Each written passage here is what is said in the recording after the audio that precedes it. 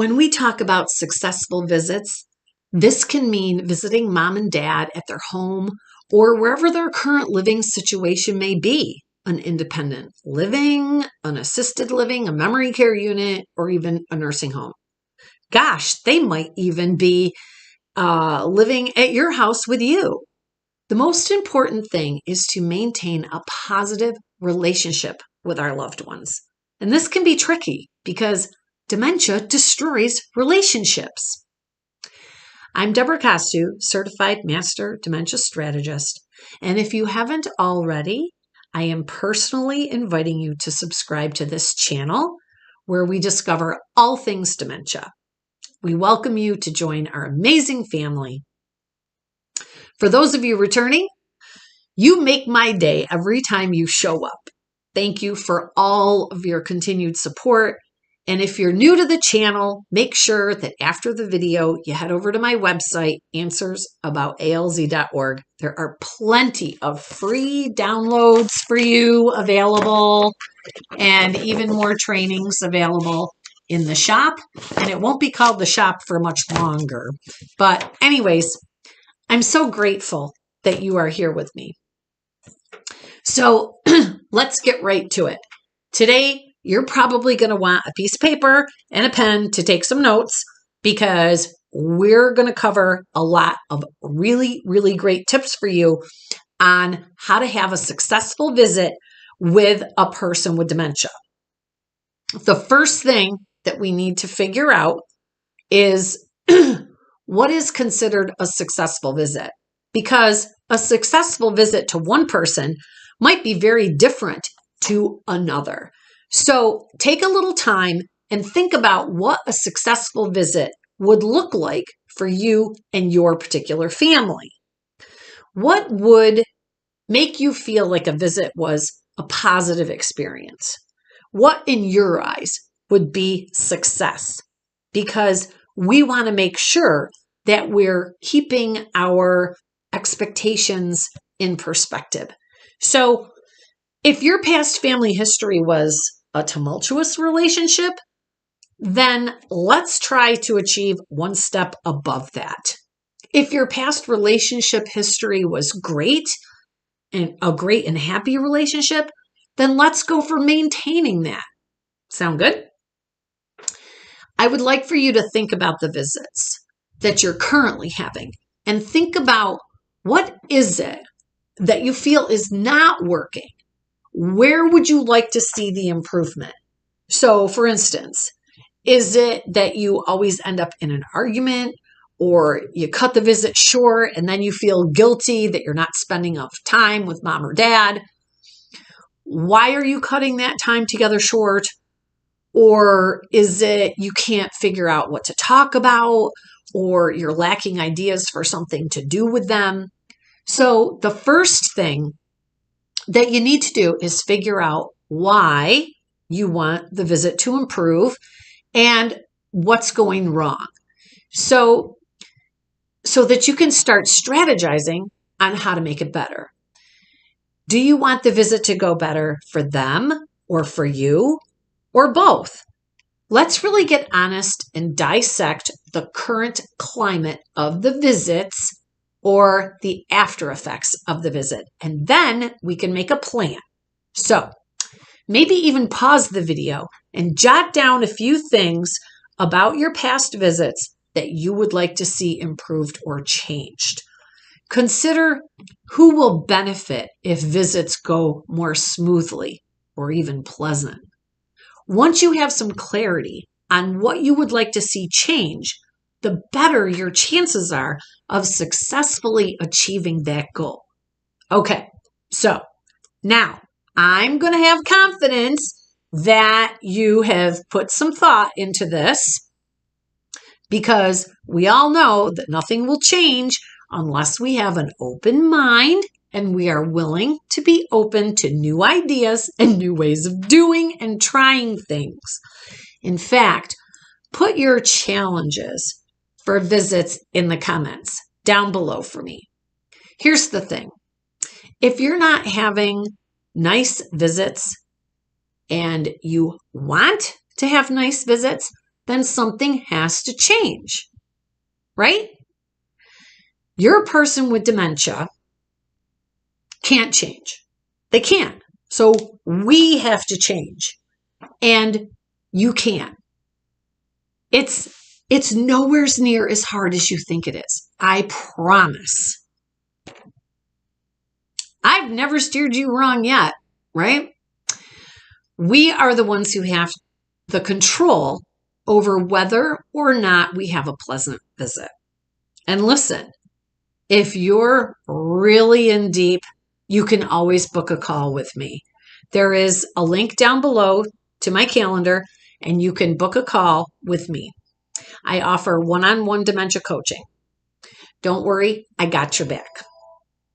I want to give you my opinion of what I would consider to be a successful visit and, and a visit that goes well. And again, we all have different opinions on what a good visit looks and feels like. So modify this to your particular family. So to me, a great visit is when those attending are having either an enjoyable time or a neutral time. Yeah, you heard me. It's okay to have just a neutral time. There's nothing wrong with that. Anything but bad or negative time is perfectly acceptable. So when you leave, if you're neutral, or you're not in tears, or you're not angry, frustrated, or stressed out, or feeling guilty, then I'd say that's a success. But what if we could improve on that even more? What if we could leave on a happy note? Wouldn't that be awesome? You can do it. I know you can. All you need is a simple game plan, and we're going to do this together today. Okay. Do you have that piece of paper and pen? I sure hope so, because you should already have notes on it. All right. The first things first, I want you to lower your expectations, because if you go in thinking you're going to have the best visit ever and it's not, then you're going to leave disappointed. So the first thing you need to do is lower your expectations when you go in. But that doesn't mean that you're going to lower your efforts. What I mean by that is if it doesn't work out the first time or even the second time, you keep on trying. Even if it never works, if you keep on trying, you won't feel guilty. See what I'm saying here? The first step I'm going to give you is that if your person with dementia is not having a good day and you've tried to turn it around and it's just not going to work out, then it's okay to cut the visit short. Don't jeopardize getting into an argument or, God forbid, even worse. Just end the visit before things get out of control. And if you do end the visit early, you need to make sure that you sound like it's a positive experience and not that you're leaving because things are going south. So maybe you say something like, oh my gosh, I totally forgot. I have a hair appointment. I've got to run, but I'll be back soon. I love you. And give them a big hug and a kiss. Always exit on a positive note if possible. So now you should be thinking of some excuses or some reasons why you might have to leave and the verbiage that you would normally use with this person if you were having a good visit. So if you normally say, I love you, make sure that you're using that same verbiage. So I want you to think of 2 or 3 reasons why you might have to leave, and then state that you'll be back soon or tomorrow or later on, and that you love them or care about them or have a great day and a big smile. And write those down. Rehearse them to memory so that when you're in the moment, you're not struggling to think of what to say. In fact, jot them down. Jot them down in the comments, because maybe someone else out there in our family might be having a really hard time coming up with something, and maybe you could help them out. So comment down in the comments below. What would be some reasons why you would have to leave early or quickly, and how to encourage some happy feelings at the end? Great. Okay, now let's talk about the actual visit itself. First, if you can, limit the number of people at the visit. That would be helpful because people with dementia get overwhelmed easily, and especially if there's too many conversations going on around them. So if we can limit the number of people, that can be very helpful for them. If oftentimes your visit ends up in an argument, if they're living in a community, you can visit your loved one and one of their friends also who lives there. And you can engage with your mom and her friend at the same time. That way you have a third person to take the pressure off, and you also are less inclined to get upset with our loved one if someone else is in the picture. Try to limit visits to a maximum of about 2 to 3 hours. People with dementia need balances of periods of activity with rest. So don't overwhelm them or exhaust them. 2 to 3 hours is plenty long for a visit. Something to consider would be, what time of day are they at their best? So if they seem to do better in the morning, then you should try to come and visit in the morning.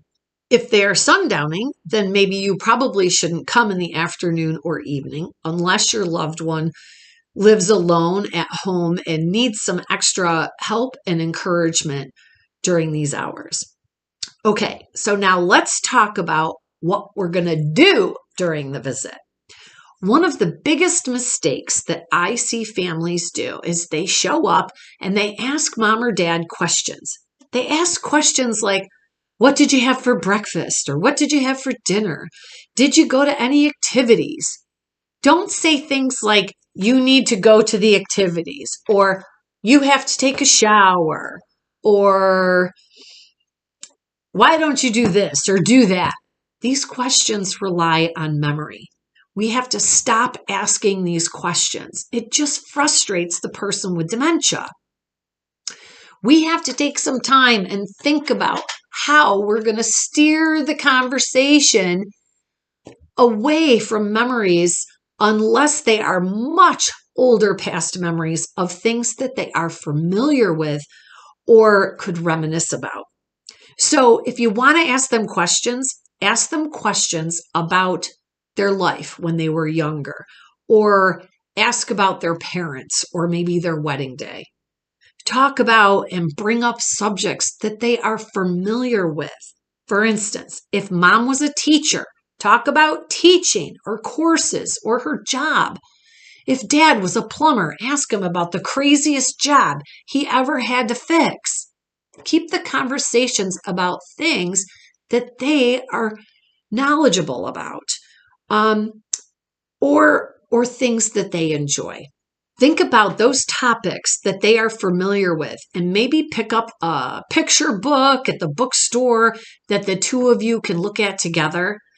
I have many videos about activities and more ideas that you could take with you, but let's say maybe you're going to come in the morning because that's when they're at their best. Stop at the donut shop and pick up a couple of fancy donuts. And when you walk in, say, oh, I was thinking about how sweet you were, and I stopped and bought these amazing donuts. I heard that they're the best in town. You know, when you first approach the room, they can actually make or break the whole visit. You have to watch your facial expressions and your body language. When you walk in, no matter how you're feeling, you need to have the biggest smile on your face and act like you have just been waiting your entire lifetime to spend some time with them. Actually, I think you should spend a little bit of time thinking about and writing down how you are going to approach as you walk in the room.